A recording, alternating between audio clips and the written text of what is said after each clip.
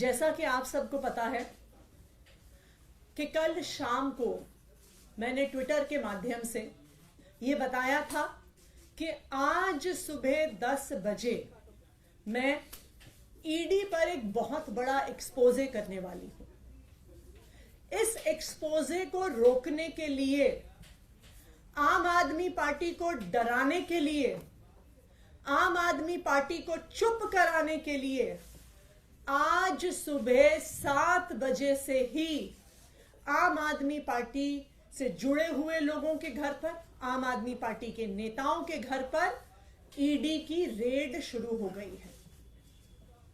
हमारे सांसद और आम आदमी पार्टी के ट्रेजरर एनडी गुप्ता जी के घर पे रेड हो रही है।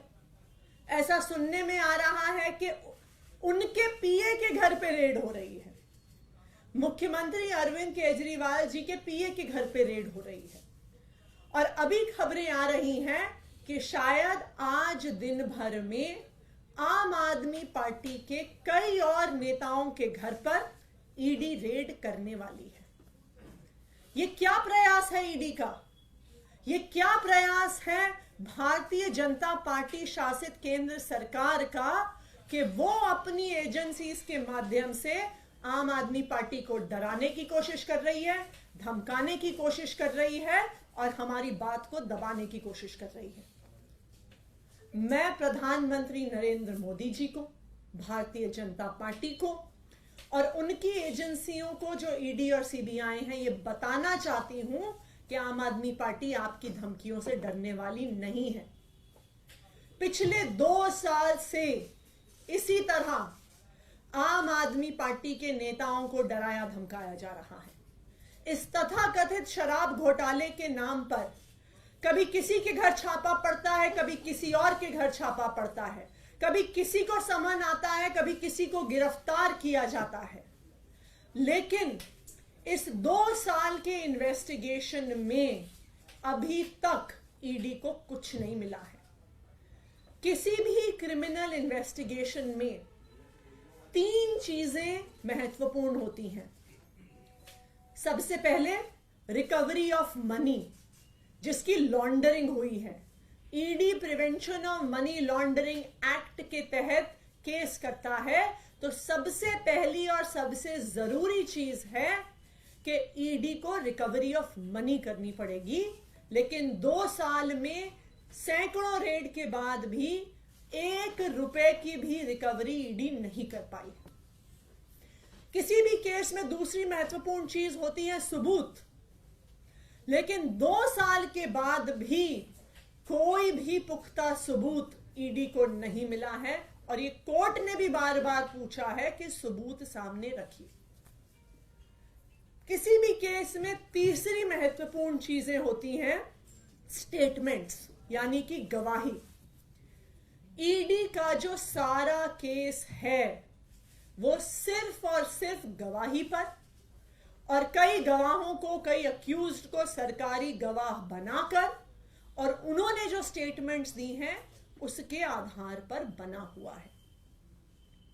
और आज जो मैं खुलासा करने जा रही हूं वो आपको यह दिखा देगा कि ये सारी स्टेटमेंट्स फर्जी हैं, कि ईडी ने सारी स्टेटमेंट्स में फर्जीवाड़ा किया हुआ है। जैसा कि आपको पता है कि जब कई ऐसी स्टेटमेंट्स किसी अक्यूज से, किसी सरकारी गवाह से, किसी विटनेस से ली गई, उसके बाद कई विटनेस सामने आए और उन्होंने ये कहा कि उनसे स्टेटमेंट दबाव पूर्वक डलवाया गया, लिखवाया गया। एक विटनेस ने कहा कि उन्होंने, ईडी वालों ने इतनी जोर की थप्पड़ मारा कान पे कि कान की पट्टी फट गई। इस वजह से, इस दबाव में उन्होंने स्टेटमेंट दिया। एक विटनेस ने कहा कि उनको यह कहा गया कि अगर आप नेताओं के खिलाफ बयान नहीं दिया तो हम देखेंगे कि तुम्हारी बेटी कॉलेज कैसे जाती है। एक और विटनेस को डराया गया, उसको कहा कि तेरी बीवी को अरेस्ट कर लेंगे, तेरी बीवी को जेल के अंदर डाल लेंगे अगर तुमने आम आदमी पार्टी के नेताओं के खिलाफ स्टेटमेंट नहीं दिया। तो बार बार अलग अलग लोगों को डरा के धमका के गलत स्टेटमेंट साइन कराई गई। अब कैसे पता चलेगा कि जो स्टेटमेंट ईडी ने कोर्ट में सबमिट करी है क्या वो सही थी स्टेटमेंट? क्या गवाह ने कुछ और कहा था? क्या वो डरा धमका के ली गई है? इस देश में पुलिस के द्वारा, इन्वेस्टिगेटिंग एजेंसीज के द्वारा इस प्रकार का डराना धमकाना रोकने के लिए 2020 में सुप्रीम कोर्ट ने एक ऑर्डर दिया था। ये एक बहुत फेमस ऑर्डर है, Paramvir Singh Saini versus Baljit Singh and others. 2020 का सुप्रीम कोर्ट का ये ऑर्डर है और इस ऑर्डर के तहत किसी भी इन्वेस्टिगेटिंग एजेंसी को अपनी इंटेरोगेशन सीसीटीवी कैमरा की निगरानी में करनी होती है। इस जजमेंट के तहत यह बहुत स्पष्ट तौर से लिखा है कि यह जजमेंट ईडी पर भी लागू होता है। ना सिर्फ इतना, इस ऑर्डर में यह भी साफ तौर पर लिखा है कि सीसीटीवी कैमरा की फुटेज सिर्फ वीडियो फुटेज नहीं हो सकती है। इसमें लिखा है CCTV cameras that have to be installed must necessarily consist of audio as well as video footage. यह सुप्रीम कोर्ट का आदेश है। क्यों? क्योंकि अगर ऑडियो और वीडियो फुटेज नहीं होगी तो यह सबूत नहीं बचेगा कि क्या किसी विटनेस को डराया गया, क्या किसी विटनेस को धमकाया गया। जो विटनेस ने बोला और जो कागज में लिखा गया, क्या वो एक ही चीज है या वो अलग अलग चीज है। इसीलिए सुप्रीम कोर्ट ने यह आदेश दिया। इसी आदेश को रीआइटरेट किया सीबीआई के स्पेशल कोर्ट में एक्साइज पॉलिसी मैटर में ही जस्टिस एमके नागपाल ने, और यह किया उन्होंने 19 जुलाई को, जब एक अक्यूज्ड ने ईडी की सीसीटीवी की फुटेज मांगी। तो इसी सुप्रीम कोर्ट के ऑर्डर का हवाला देते हुए एमके नागपाल जी ने कहा कि यह हर विटनेस का, हर अक्यूज्ड का अधिकार है कि उन्हें सीसीटीवी फुटेज मिले with audio and with video. अब आप सुनिए, अब मैं आपको एक ऐसा फैक्ट बताने वाली हूं जिससे आपके रोंगटे खड़े हो जाएंगे। जब एक अक्यूज्ड ने कुछ दिन पहले कोर्ट में एप्लीकेशन डाली और कहा कि मुझे सीसीटीवी फुटेज चाहिए, तो क्या हुआ? उन्होंने एप्लीकेशन क्यों डाली? क्योंकि उनका, जो ये अक्यूज्ड थे, एक सरकारी गवाह से ईडी में आमना सामना करवाया गया। उस आमने सामने में सवाल जवाब हुए, स्टेटमेंट्स दी गई, अक्यूज्ड द्वारा दी गई, सरकारी गवाह द्वारा दी गई। इस पूरी प्रक्रिया में उस कमरे में एक सीसीटीवी कैमरा लगा हुआ था। यह पूरी प्रक्रिया सीसीटीवी कैमरा की निगरानी में हुई। लेकिन जब वो स्टेटमेंट कोर्ट में जमा कराई गई तो अक्यूज्ड ने देखा कि जो बात कमरे के अंदर हुई थी और जो बात कागज पर आई है वो दोनों अलग अलग हैं। और इसीलिए इस केस के उस अक्यूज्ड ने सीसीटीवी फुटेज के लिए एप्लीकेशन डाली। और आपको पता है, जब ईडी ने वो फुटेज दी तो उन्होंने उस फुटेज का ऑडियो डिलीट कर दिया। सिर्फ वीडियो फुटेज दी गई, ऑडियो फुटेज डिलीट कर दी गई और सारा एविडेंस कि वास्तविक तौर पे उस कमरे में क्या बात हुई थी, उस सारे एविडेंस को ईडी द्वारा डिलीट कर दिया गया है।